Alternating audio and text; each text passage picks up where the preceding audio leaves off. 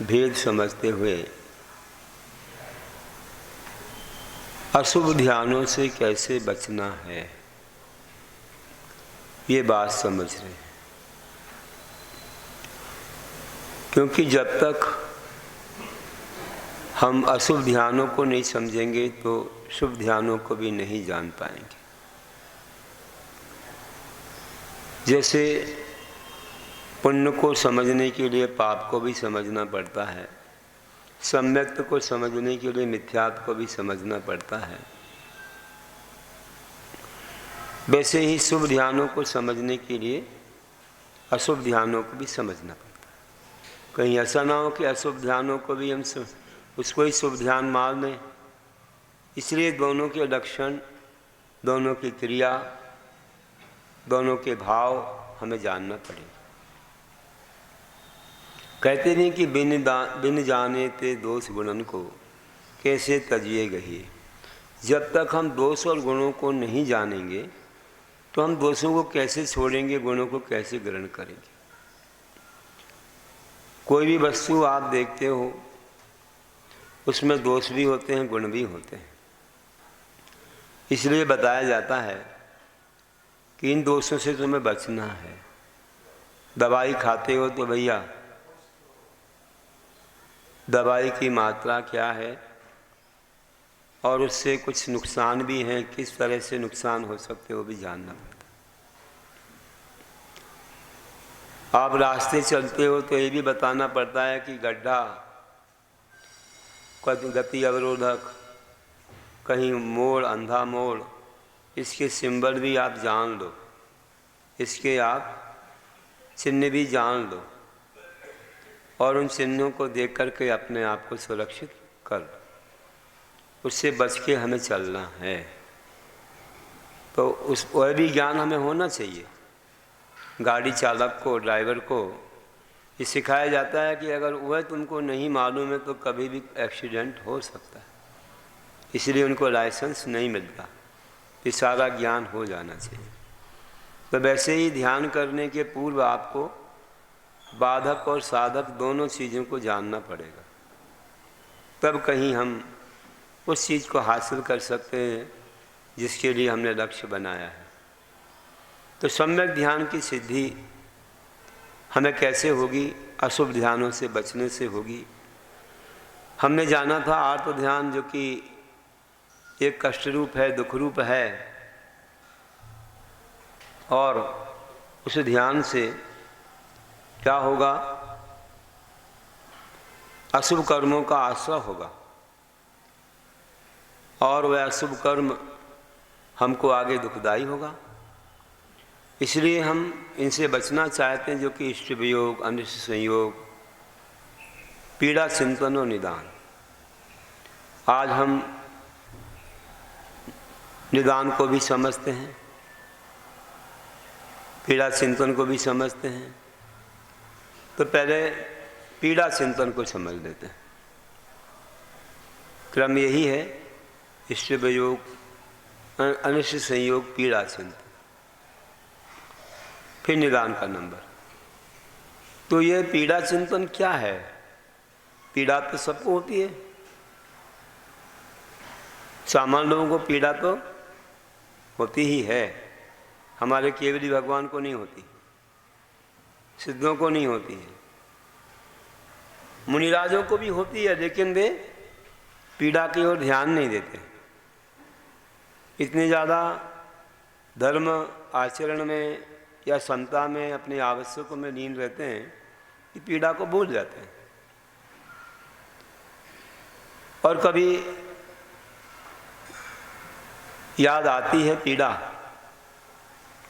ज़्यादा कष्ट होता है, धर्म ध्यान में बाधा आती है और पीड़ा चिंतन होता है, तो वे तुरंत अपने वैराग्य से, अपने ज्ञान से संभाल लेते हैं।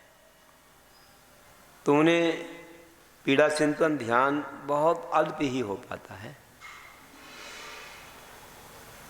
जितनी क्षमता हो उतना कम होगा।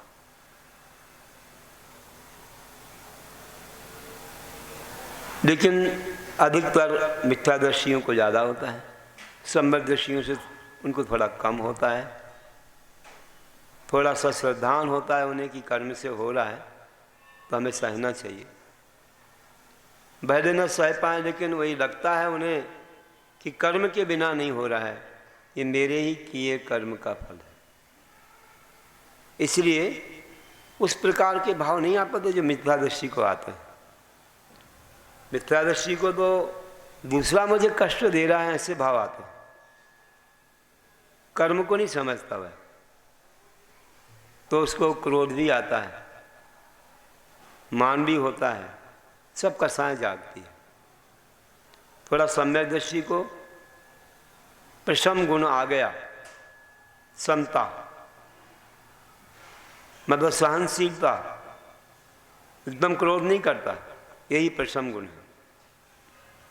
उनके 4 गुणों में प्रशम, संवेग, अनुकंपा, आस्तिक्य, तो उन्हें आस्तिक्य है, श्रद्धा है, इसलिए प्रशम गुण रहता है।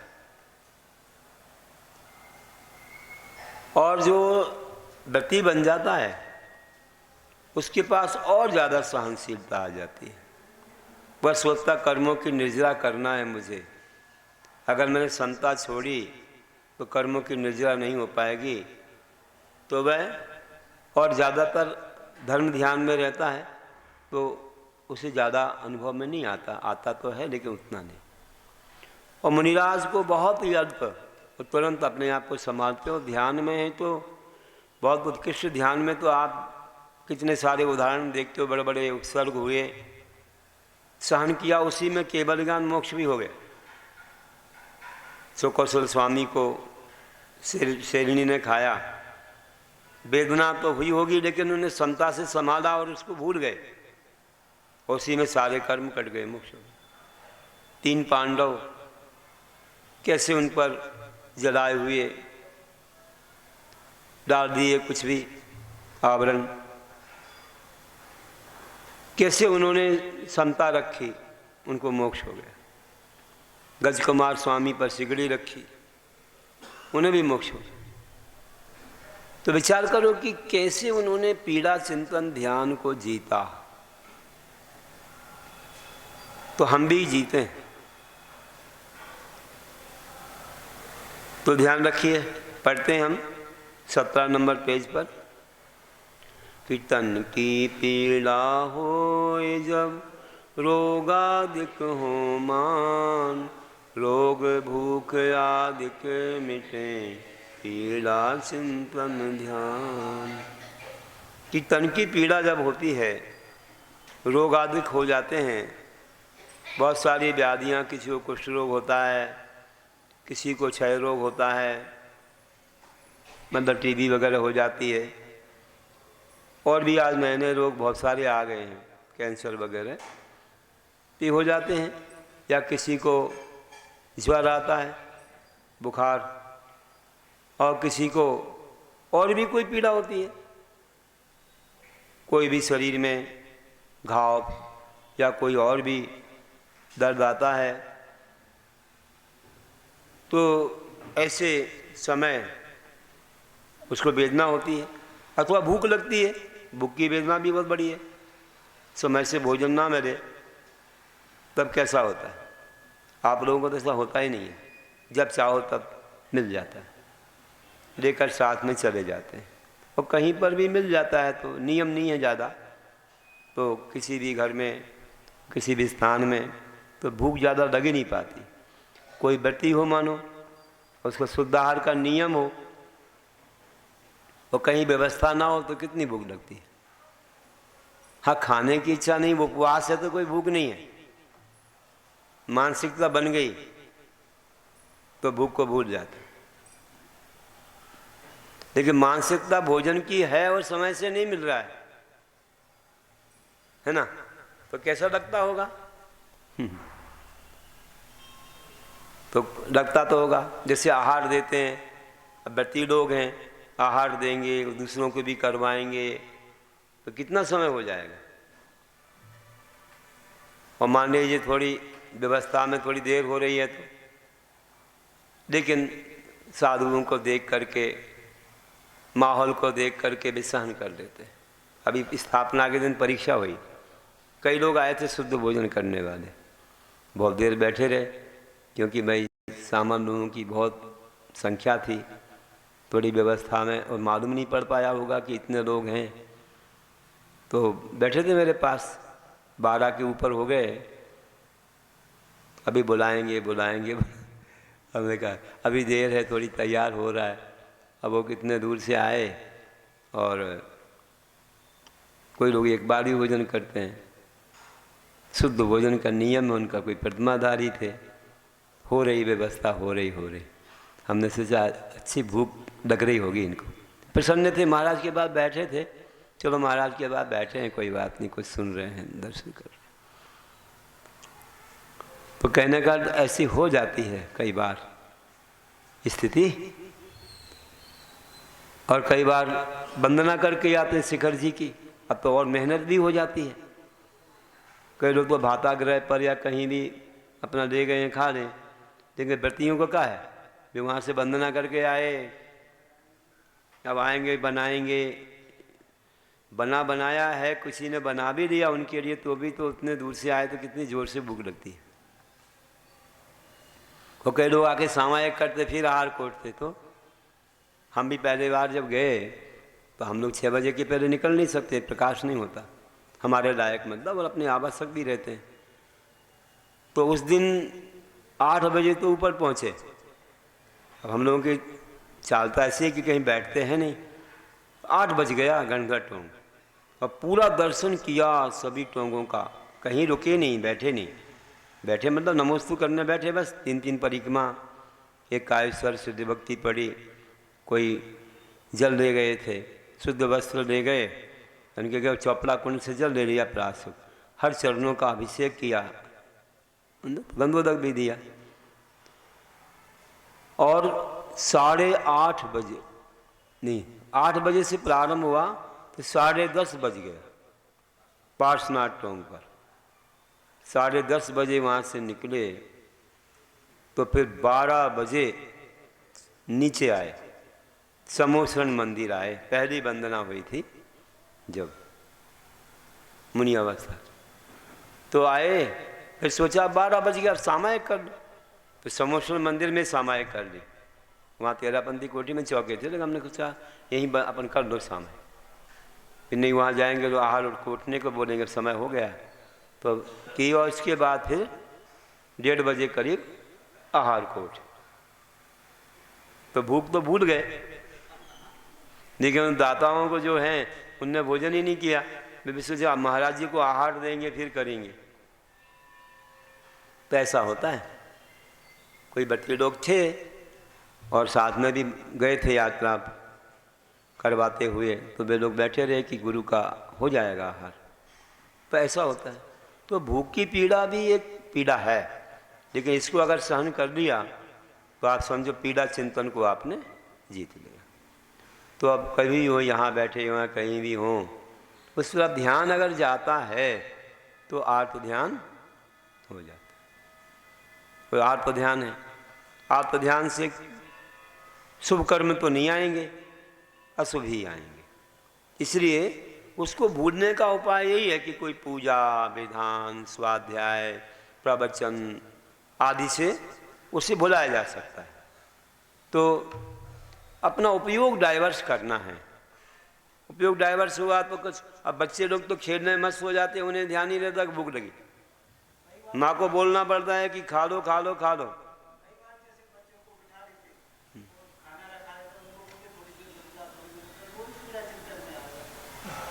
कौन नहीं, तो जिसको कष्ट है उसके लिए पीड़ा चिंतन है। उनको कष्ट हो कि भूख लगी है, हमें दो बोले, तो वो पीड़ा चिंतन हो रहा है उनको।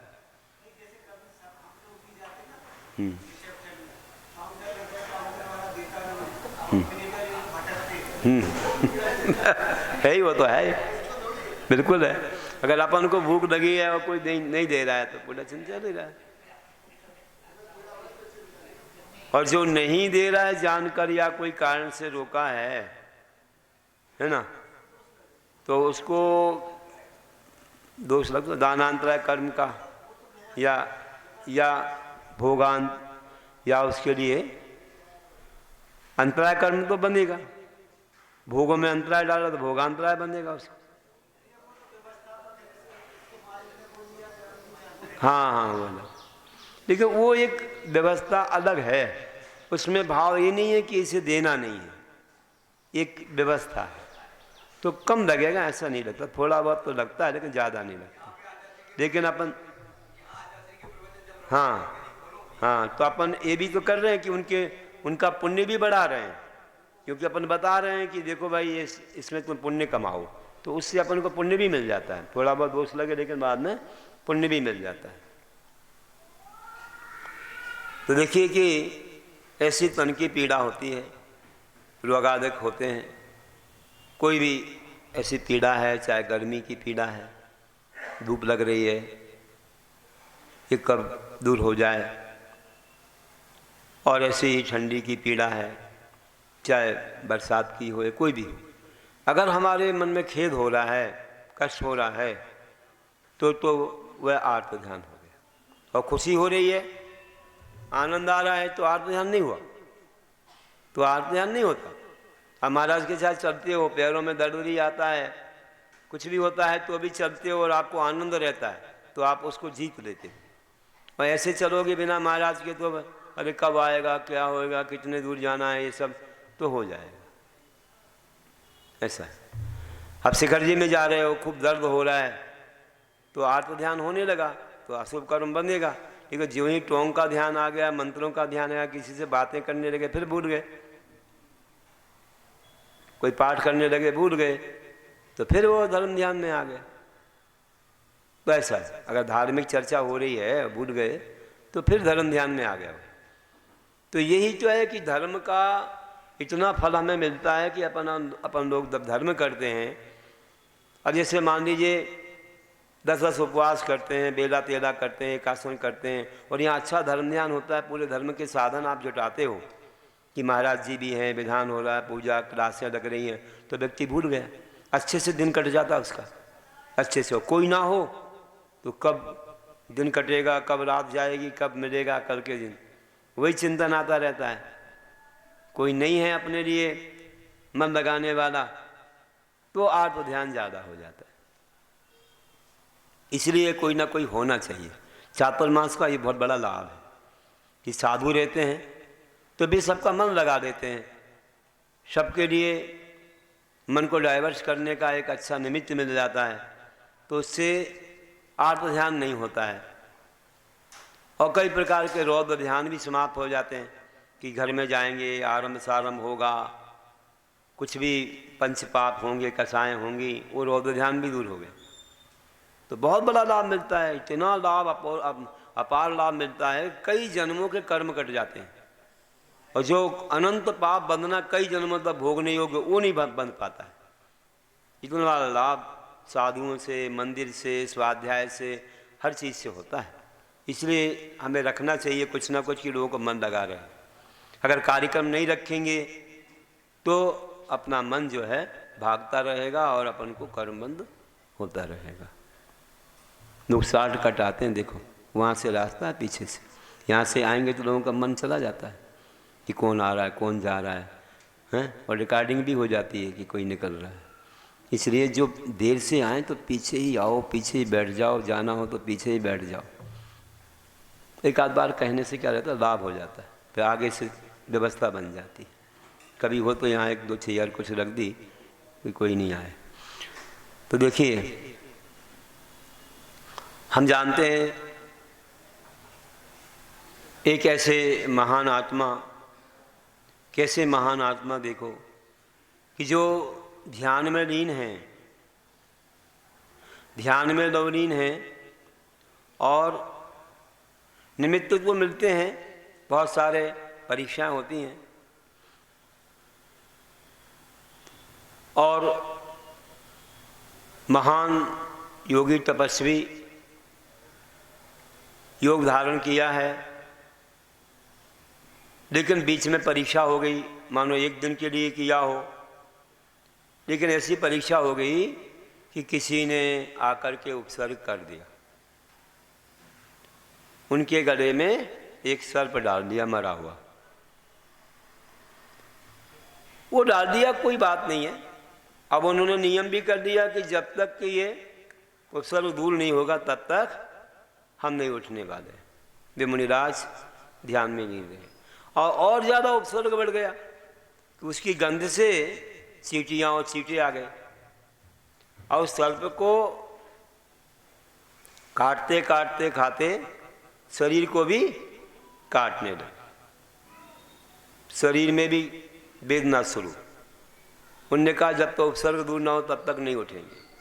3 दिन हो गए और 3 दिन के बाद जब रहस्य खुला, उस राजा ने जिसने उपसर्ग किया था सप्तम पृथ्वी का, नरक का बंद बांध दिया मिथ्यात्व अवस्था में। फिर रहा नहीं गया और तपस्या देख करके प्रभावित हुआ कि 3 दिन हो गया, इतनी चींटियाँ और चींटे शरीर को कितनी बाधा हो रही होगी, फिर भी बैठे हैं, कितने महान हैं, इनकी साधना, इनकी तपस्या, ये जैन धर्म की महिमा बहुत महान है। ऐसा जानते हुए थोड़े प्रभावित हुए। लेकिन उपाय में क्या करूं? समय स्वयं से कोई उपाय नहीं सूझा, उत्साह नहीं आया और बात अपनी अर्धांगिनी को कह दी। जब अर्धांगिनी को, धर्मपत्नी को बात कही तो इस ढंग से कही कि देखो तुमने मेरे साधुओं की परीक्षा की थी, हमने सेवा को कहा था नहीं की, आहार करवाने कहा था नहीं करवाया, ठीक है। उसके मन में था कि हम सम्यक दृष्टि हैं, हम मिथ्या दृष्टि के लिए ये सब नहीं कर सकते हैं। तो चलो हमने भी तुम्हारे साधु की परीक्षा की है। मेरे साधु की परीक्षा की है? क्या किए आपने, कहाँ किए? देखो जंगल में मैंने मरा हुआ सर्प डाला उनके गले में, 3 दिन हो गया और मैं तीनों दिन से देख रहा हूँ जा करके, अभी तक हिले नहीं वहाँ से। अरे कितना बड़ा अनर्थ कर दिया, कितनी सीटियाँ सीटें सब उनको बाधा पहुँचा रहे होंगे, ये उठेंगे ही नहीं वहाँ, समाधि हो जाए तो भी। चलो जल्दी बताओ मुझे कहाँ है। विवेक आ गया, तुरंत कुछ मिठास लेकर के पहुँची और वहाँ जा कर के मीठा नीचे छोड़ दिया, थोड़ा वहाँ तक के पास तक के डाल दिया। अपने आप धीरे धीरे धीरे चींटियाँ चींटे नीचे उतर के आने लगे और एक लकड़ी से कैसे उस सर्प को निकाल के और दूर छोड़ा। जब पूरी चींटा चींटी सब नीचे आ गए और हाथ जोड़ के बैठे थे, अपनी आत्मनिंदा कर रहे थे, गुरु का स्वरूप समझाया। गुरु कैसे होते हैं, देखो आपके गुरु कैसे थे। वे तो अपने आप को सर्व कहने वाले, उन्हें यही नहीं मालूम कि मेरे पेट में क्या क्या चला गया। ऐसे सर्वज्ञ नहीं होते हैं। और कितने परिग्रह से लदे, और ये गुरु देखो कुछ भी नहीं इनके पास, कुछ भी नहीं इनके पास में, और इन्होंने किस तरह से तपस्या प्रकृति में करते हुए ये उपसर्ग सहन किया है। इनको शरीर से कोई मोह ही नहीं है। देखो कितने महान हैं। ऐसे होते हैं सच्चे गुरु, इनका उपदेश। फिर इनसे बड़े हमारे भगवान कैसे हैं, कैसे बीतरागी सर्वज्ञ तंकर हैं। सारा स्वरूप बताया। जिनवाणी कितनी महान है, इनके द्वारा कही गई, निस्वार्थ भावना से लिखी गई जिनवाणी आत्मकल्याणी है, बताया। और श्रद्धा करवाई कि सच्चा धर्म यही है।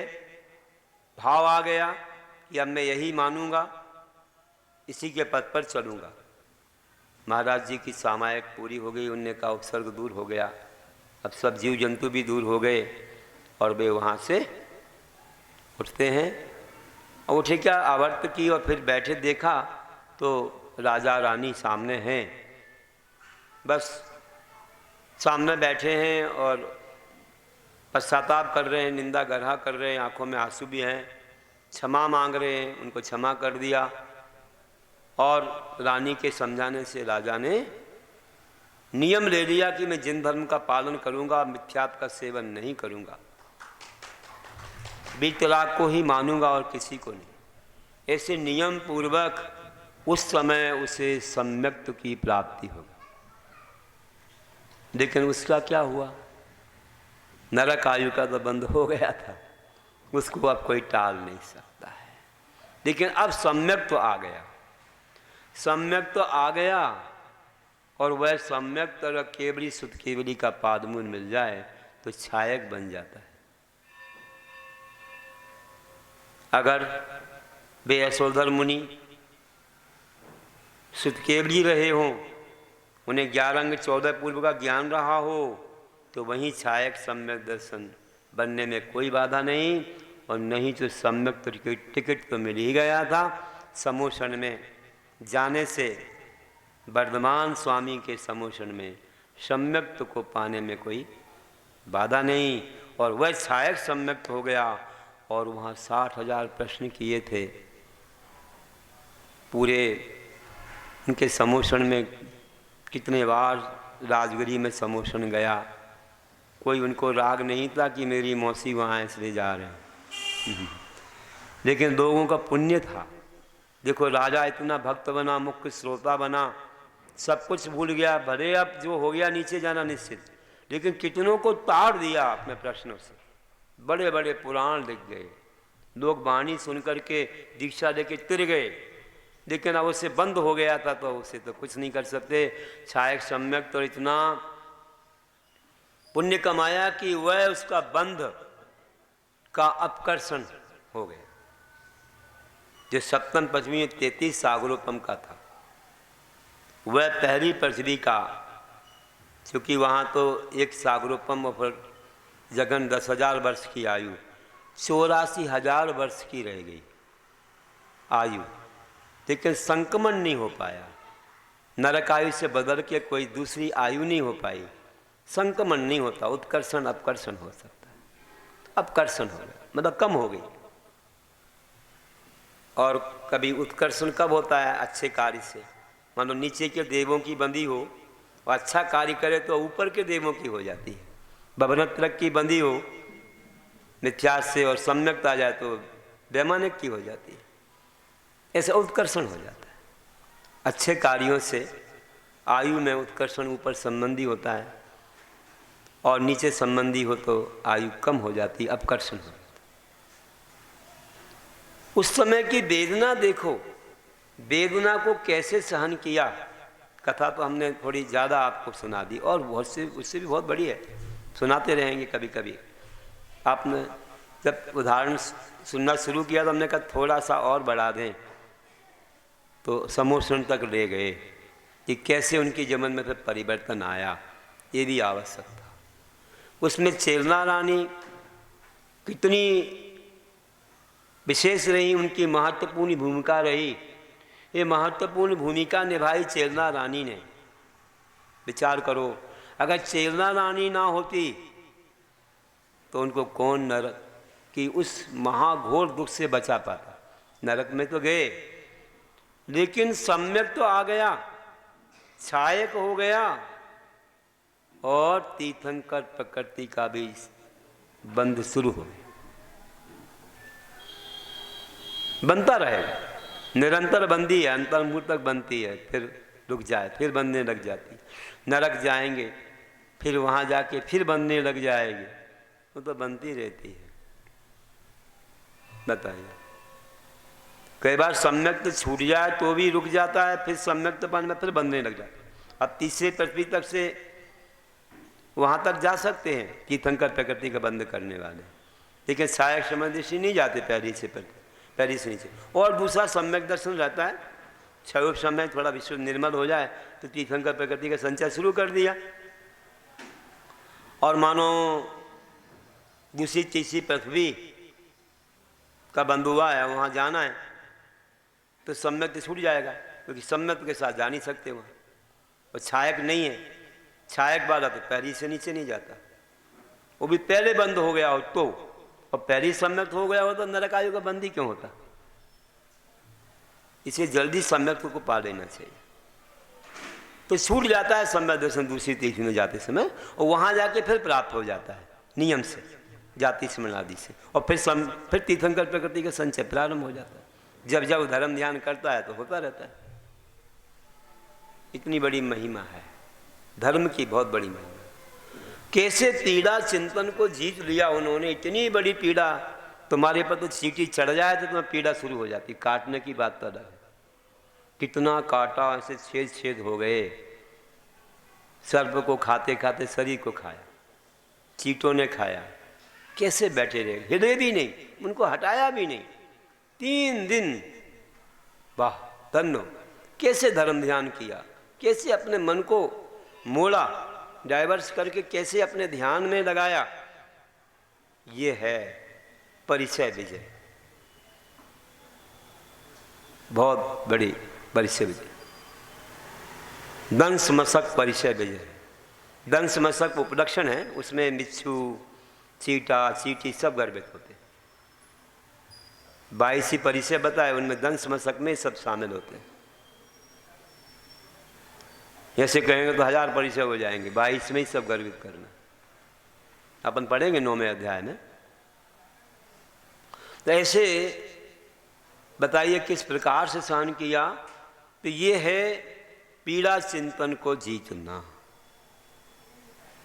इसी के साथ अपन लोगों को विचार करना चाहिए कि हम छोटी छोटी बातों में अपना मन यहाँ ले जाते हैं तो कितना आत्म ध्यान होता है। और धर्म ध्यान का अगर हम पुट लगाएं, थोड़ा स्वाध्याय, जब तब कोई भी अच्छा योग मिलता है, विधान पूजा, तो आप भूल जाते हैं। 12 बज गया, 1 बज गया, आपको अनुभव नहीं होता कि भूख लगी। और बिना इसके मंदिर जाएं क्या कि पहले कुछ खा लें पी लें, देर ना लग जाए। अरे कुछ खा लो पी लो, फिर मंदिर जाएंगे, आराम से बैठे रहेंगे। अरे ये क्या बात होगी। और कई का तो नियम रहता है कि हम तो मंदिर जाए बिना कुछ पिएंगे भी नहीं, खाने की तो बात दूर है। फिर मंदिर होके आए तो कुछ कोई लोग दूध वगैरह ले लेते हैं, कोई नहीं भैया आहार हो जाएगा महाराज जी का तभी लेंगे, नहीं तो नहीं लेंगे। मुनि को भोजन दे फिर निज कर रही आहार है। नहीं दे पाए तो कसम देख तो लेंगे, देख लेंगे तो हो गया, चलो हमारा नियम। तो ऐसा करते हैं लोग। तो विचार करना कि कैसे वो लोग अपने पीड़ा चिंतन ध्यान को धर्म ध्यान में बदल देते हैं। विधान चल रहा है तो 12-1 बज रहा है। मैंने तो कोई जगह 3-4 बजे तक देखा विधान, सिद्ध चक्र विधान। कितनी भक्ति से करते हैं, बहुत देर लगाते हैं। बोले आज तो कुछ नहीं, हमें शाम का भोजन करना है, सुबह का करना ही नहीं। करो आप लोग तो भक्ति, आज शाम को ही करेंगे, नियम ही है। साउथ में देखा 4 बज गया, हमने इतनी देर तक विधान हो रहा है। नॉर्थ में तो नहीं होता ऐसा। यहाँ तो कितनी भी परिस्थिति हो, एक मुश्किल से 1 बजता है, 2 भी नहीं बज पाए। कभी बजे तो मालूम नहीं है। 4 बजे तक मैंने विधान देखा सिद्ध चक्र। अब जाएंगे फिर खाएंगे। कैसे सहन किया उन्होंने, भूल गए। नहीं तो सुबह से नाश्ता और सब चीज चाहिए, कुछ नहीं, ना दूध ना कुछ शाम को दे। अब जब उपवास करते हैं लोग और 10-10 करते हैं तो हमें क्या बाधा है, मानसिकता बना सकते हैं। अब जैसे हम ही लोग बना रहे थे मानसिकता, ऐसी मानसिकता की हमें इतना विहार करना है। अगर अभी मानसिकता कि भाई अभी 2 किलोमीटर ही जाना है जंगल, तो वही मानसिकता है। 2, 4, 5, 8, 10 किलोमीटर की हो तो वो मानसिकता। हमें आज 15-17 किलोमीटर चलना है। कोई बार तो एक दिन में 45 किलोमीटर चले। अब बोले कैसे चले, सुबह 20 शाम को 25, चलते चलते 10 बज गया, 10:30 बज गया। फिर आहार हुआ, फिर बाद में सामायिक की, फिर 1 बजे चल दी। बड़े दिन हैं, शाम को चलते जाओ, खूब प्रकाश रहता, 7-7 तक इतना, और खूब स्पीड में। अच्छे जो चलना चाहिए, कोई दौड़ना नहीं है। चले अच्छे, कहीं बैठना नहीं, ऐसा कभी कभी हुआ तो 40-45 किलोमीटर। अब मानसिकता जैसे ही बना लो, अगर 17 किलोमीटर जाना है, एकदम मानसिकता बना, इतने जल्दी पहुंच गए, कहीं रुकना ही नहीं, चलते जाना, बहुत जल्दी पहुंच गए। बहुत जल्दी, इतनी जल्दी नहीं, मतलब अपना करीब समझो कि 5-6 किलोमीटर की स्पीड में चले तो करीब करीब 3-3.5 घंटे में पार हो, ऐसा हो जाता है। मानसिकता बना लो तो कुछ नहीं, कोई दर्द का आभास नहीं होता है, एहसास नहीं होता है, और मानसिकता नहीं हो तो नहीं। अब जैसे आहार की मानसिकता, भाई यहीं पास में जाना है तो वैसी मानसिकता, और किसी ने कह दिया कि 1 किलोमीटर 1.5 किलोमीटर है, तो अब आप स्पीड बढ़ जाती है कि पहुंचना ही वहां तक। किसी ने कहा कि 6वीं मंजिल जाना, 10वीं मंजिल, बना दी मानसिकता। अब बताया नहीं किसी ने तो कहाँ ले जा रहे, कहाँ ले जा रहे, कहाँ ले जा रहे, मन में ही आता है। पहले से बता दो कि महाराज जी कोई कोई चौके दूर हैं या ऊपर चढ़ना पड़ेगा, तो पहले से मानसिकता बना दी कि चढ़ना ही है, जाना ही है, तो चले ही जाते हैं। फिर मन में नहीं आता, वो कोई बताया नहीं महाराज यहीं तो है, यहीं तो है, ऐसे कहो तो झूठ होता है। सीधा बता दो कि इतना है, बस मन बन जाता है। सूरत में तो क्या हुआ, 2 जगह ऐसा हुआ कि उपवास में 10 मंजिल, बल्कि 10.5 मंजिल, 1 मंजिल आधा तो नीचे रहता है। आहुरा नगर में हुआ, मॉडल टाउन में, 2 जगह हुआ कि उपवास के बाद। आहुरा नगर में तो बाजू में ही थी, कुछ नहीं, बड़ा सा बिल्डिंग बाजू में, लेकिन वह 11-12 मंजिल की बिल्डिंग है, 10 मंजिल नहीं। चढ़ते चढ़ते हमने सबको बता दिया था, कोई भी लिफ्ट से नहीं जाएगा, सबको पैदल चलना है। ऐसा नहीं कि महाराज जी वैसे वाले 16 में कोई नहीं जाएगा, सबको 16 में पैदल जाना। अब आ रहे हैं सब लोग, आ रहे हैं, चढ़ते गए। तो ये 2012 की बात है, तो 10 मंजिल गए। मंडल टाउन में थोड़ा आधा किलोमीटर जाने के बाद 10 मंजिल गए। अब जैसे कल की ही बात है, अब कल 6 मंजिल गए। अब 6 मंजिल जा रहे तो हमारे साथ वाले बोले बैठ जाएं क्या। अरे कितने ऊपर ले जा रहे, थक गए हम लोग, यहीं बैठ जाएं क्या। वो लोग बोले, सब हंस रहे थे, कितने ऊपर ले जा रहे हैं। होता है ऐसा, मानसिकता बना दो तो कुछ नहीं है। साधु अपनी मानसिकता बना लेते कि मुझे तो बरसात को सहना है, ठंडी को सहना है, गर्मी को सहना है। दीक्षा लेने के बाद ये सब सहना होगा, और समतापूर्वक सहेंगे, प्रसन्नता से सहेंगे। ऐसी मानसिकता बन जाती कि मुनि बनेंगे तो सब कुछ सहना ही पड़ेगा। भजन में लोग बोलते हैं कि बच्चों के नहीं खिलवाड़ है, हाँ, भजन पढ़ते हैं ना लोग दीक्षा के समय। ये बहुत महान पद है, इसमें ऐसा नहीं होता कि अब दूसरे की हम राय देखें और किसी की प्रतीक्षा या कुछ और वस्तुओं को चाहें, घर की चीज़ों को याद करें, तो नहीं, सब भूल जाओ। बड़े बड़े चक्रवर्ती भूल गए, तीर्थंकर भूल गए, कैसे सहन किया आदिनाथ भगवान ने। 6 महीने का अंतराय भी सहन किया, 6 महीने के उपवास के बाद। बल्कि उनने कहा नहीं, अब तो 7 महीने 9 दिन के बाद उठे। तेरे 6 महीने का उपवास, 1 दिन गए और अंतराय, समझो नौदा भक्ति किसी ने जानते नहीं थे कोई। फिर 6 महीने का अंतराय कर्म था उनका, तो वे सीधे 7 महीने 9 दिन के बाद उठे। अक्षय तृतीया को हुआ 13 महीने 9 दिन में।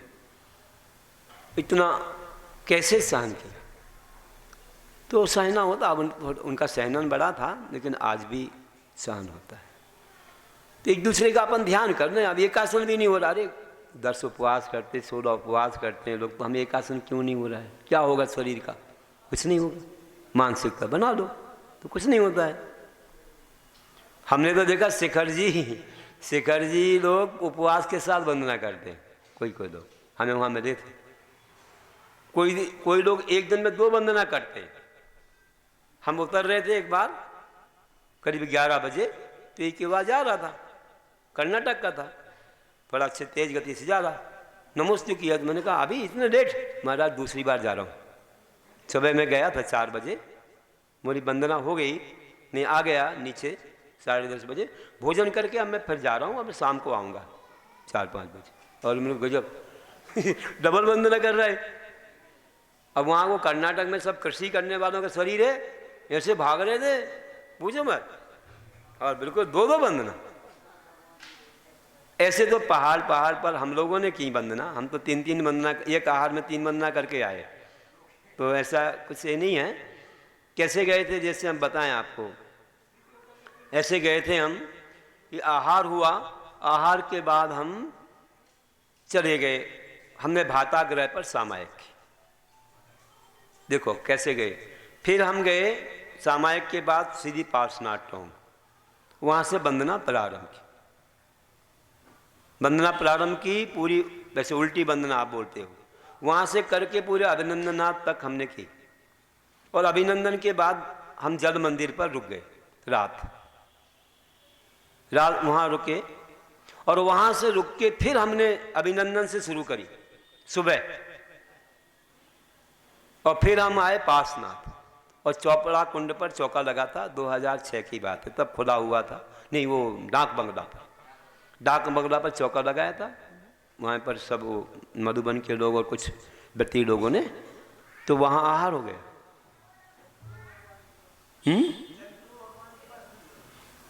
पूरी करके ही तो गए, वैसे ही गए ना। अब जब अपन यहाँ अनंतनाथ भगवान के यहाँ जाते हैं तो वहाँ से उतर तो आदिनाथ से चंद्रपुर, वहाँ से लौट करके मुनिसिपल से फिर अपन फिर ऐसे लौटते हैं पदमपुर, और ऐसे उल्टे आए अपन, सीधे अंत में पार्श्वनाथ। पूरी जैसे अपन जाते हैं ना वही क्रम लौटते। तो सुबह कर ली, फिर एक आहार हो गया। इसके बाद फिर अपन ने शाम को एक कर ली, और सुबह ना करते हुए, अब करते तो कर भी लेते, फिर नीचे उतर गए, नहीं तो 4 वंदना हो जाते, एक आहार में 4। बताइए इतना विशेष।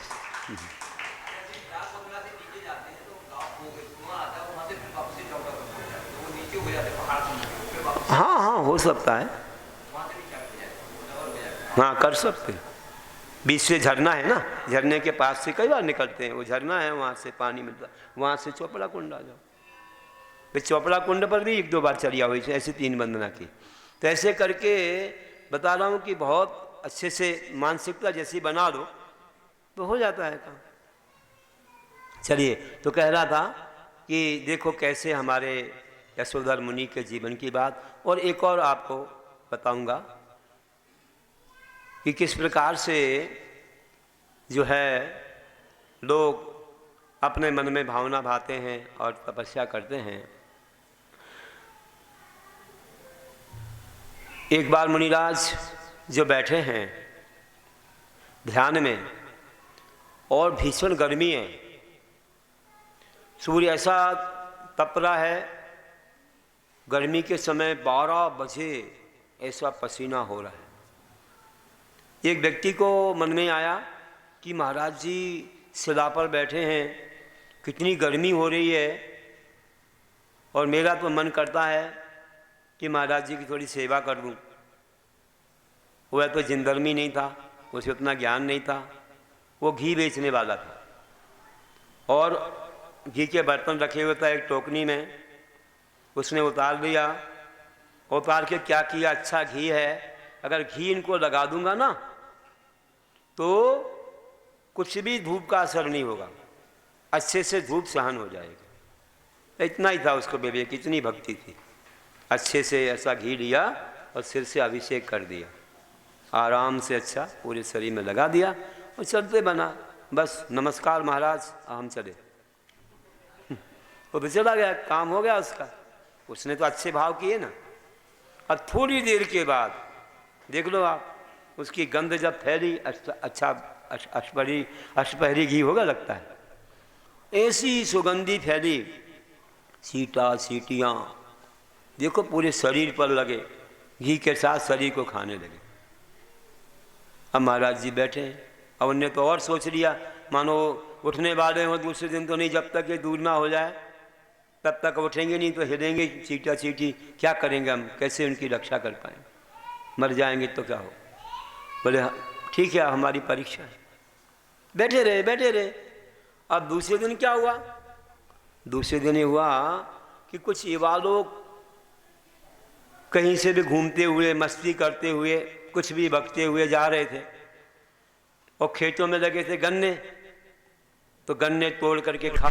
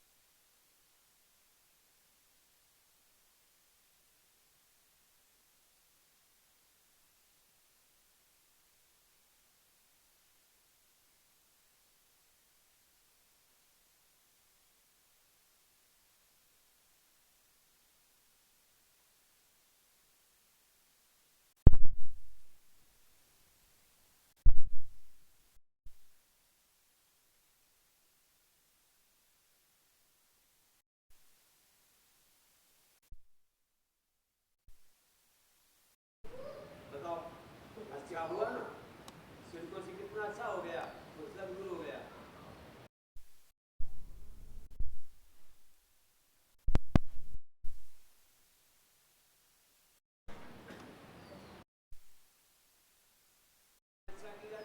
सिल्के वाले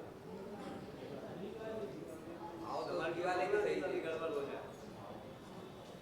आओ तो देखो, अच्छा होना बुरा होना ये बात की बात है, लेकिन करते समय